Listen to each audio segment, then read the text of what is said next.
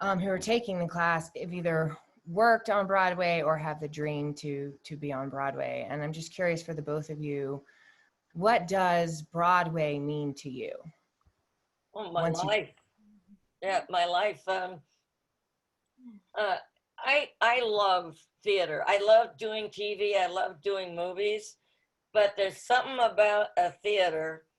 You know, you could smell the hemp rope. You could also smell the mold and the dust. Um, you could feel the lights. They're warm. And drinking coffee out of, you know, a nice Greek cardboard cup, you know, the blue ones. Um, it just makes sense. It's got a whole feel.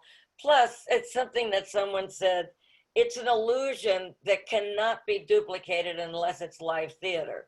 Just like the illusion that cinema brings can't be duplicated perhaps in theater.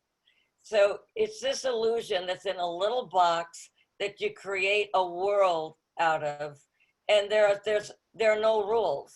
There are lots of rules to learn from, but deep down inside, there aren't any real rules. They're your guide. What you what you learn so far are your guides. And then you're going to have the privilege someday of doing something original. And that's where you see where, okay, this structure is there. This is classic structure. This is, they're completely making it up. And that's where it gets exciting, you know? So, and sometimes it works, sometimes it doesn't, but it's so much fun. One time I got testy one time, and this wonderful choreographer who gave me my first principal part, my first break was Pat Birch, and she gave me Over Here, and she really highlighted me. And one time I was starting to get real testy and frustrated, and she whispered in my ear, and she said, "It's supposed to be fun." And that is a great, even if it's a tragedy, there's got to be some sort of, you know, I want to do this. It should be fun. Yeah. yeah, And if it's not fun, take a break. Come back when you're happier, I love you it. know. Dylis, for you, what does Broadway mean to you? Mm, livelihood, spontaneity, freedom. It's my safe place. It's where I feel most myself on stage, and where I feel the most scared, and where I feel the most um, like I escape Dylis. I'm able to just obviously play a You role. can escape. You can Mm. escape. You know, it's just a beautiful place to release everything. You know, take it onto the stage and let your personal life, you know, with boundaries, take it on the stage and live your dream. Yeah, live. And it's a therapy. I And have one thing I forgot to say.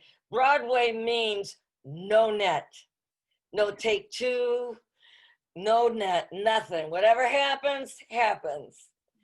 And so that's why I think it's so valuable. It's a once in a lifetime thing. You'll never see that particular show again. And there's no net. I think that's why it's exciting. And what does it take to get there, Miss Reinking? What does it take? What does it take for us to get to Broadway? Oh, just keep auditioning. I swear, I'm looking at everybody. First of all, try and find out what what step they use to audition and learn it. See, and if you can't, if they're not going to do a step that they do all the time, a lot of choreographers do the same audition step. So learn it. But if not, try very hard to pick it up as fast as you can and go to classes that make you pick things up fast. Because you've got to find a way of making them look at you, but in the right way. The moment you get in, the moment you get into an ensemble, then you're part of a group, and a very special group, and then you just keep working your way up. But the thing is that if the dance captain likes you, that's really important, because they'll recommend you. Like well, so-and-so is leaving, who should be understudy? Well, you know, Anne's worked really, really hard. I like her a lot. You know, she does her homework. Why don't we give it to Anne? So all the people who are your bosses, be really nice to them. you know, and just work hard, because someone's going to say, you know, that kid is a nice girl. She works hard. She's always good on stage.